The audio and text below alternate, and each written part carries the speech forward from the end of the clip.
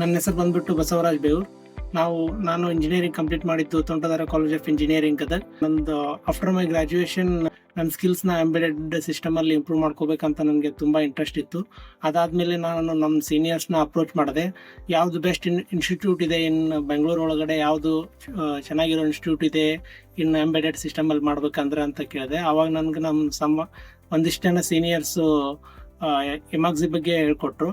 ಆಮೇಲೆ ನಾನು ಬಂದು ಇಲ್ಲೆಲ್ಲ ವಿಚಾರಿಸಿ ಇಲ್ಲೆಲ್ಲ ಕೇಳಿದ ಮೇಲೆ ನನಗೆ ಒಂದು ಪ್ರಾಪರ್ ಡಿಸಿಷನ್ ಬಂತು. ಇಲ್ಲಿ ನನ್ನ ಕರಿಯರ್ ಸ್ಟಾರ್ಟ್ ಮಾಡಿದ್ರೆ ನಾನು ಡೆಫಿನೆಟ್ಲಿ ಪ್ಲೇಸ್ ಆಗ್ತೀನಿ ಅಂತ ನಂಗೆ ಅನಿಸ್ತು. ಸೊ ಅದಕ್ಕೆ ನಾನು ಇಲ್ಲಿ ಜಾಯ್ನ್ ಆದೆ.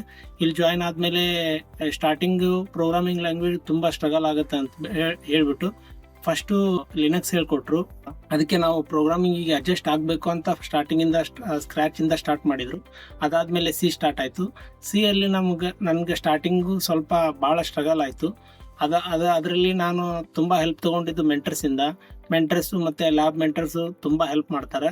ಮತ್ತು ನಮ್ಗೆ ಇನ್ ಕೇಸ್ ಎನಿ ಇವನ್ ಒಂದು ಸೆಮಿಕೋಲನ್ ಡೌಟ್ ಇದ್ರೂ ಕೂಡ ಏನು ಅಂದ್ಕೊಳ್ದೇನೆ ನಮ್ಗೆ ಅದನ್ನು ಎಲ್ಲ ಸಾಲ್ವ್ ಮಾಡಿಸ್ತಾರೆ. ಆ್ಯಂಡ್ ಮತ್ತು ರಿಯಲ್ ಟೈಮ್ ಪ್ರೊಜೆಕ್ಟ್ ಮಾಡ್ತೀವಿ, ಮೈಕ್ರೋ ಕಂಟ್ರೋಲರ್ ಮೇಲೆ ರಿಯಲ್ ಟೈಮ್ ಪ್ರೊಜೆಕ್ಟ್ ಮಾಡ್ತೀವಿ, ಒಳ್ಳೆ ಸಿ ಮೇಲೆ ಪ್ರೊಜೆಕ್ಟ್ ಮಾಡ್ತೀವಿ, ಡಾಟಾ ಸ್ಟ್ರಕ್ಚರ್ ಮೇಲೆ ಪ್ರೊಜೆಕ್ಟ್ ಮಾಡ್ತೀವಿ. ಮತ್ತು ಲಿನಕ್ಸ್ ಇಂಟರ್ನಲ್ಸ್ ಒಂದಿಷ್ಟು ದೊಡ್ಡ ಕಂಪ್ನಿಯಲ್ಲಿ ಲಿನಕ್ಸ್ ಇಂಟರ್ನಲ್ಸ್ ಜಾಸ್ತಿ ಕೇಳ್ತಾರೆ. ಸೊ ಲಿನಕ್ಸ್ ಇಂಟರ್ನಲ್ಸ್ ಕೂಡ ತುಂಬ ಚೆನ್ನಾಗಿ ಕವರ್ ಮಾಡಿಕೊಟ್ರು.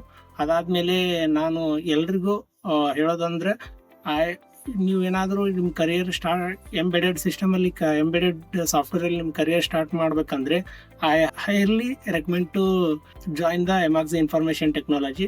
ಇದು ತುಂಬ ಒಳ್ಳೆ ಪ್ಲಾಟ್ಫಾರ್ಮ್ ನಮ್ದು ಕರಿಯರ್ನ ಇಂಪ್ರೂವ್ ಮಾಡೋಕ್ಕೆ. ನಾನು recently got placed in Enance system thanks to Emertxe and thanks to all mentors.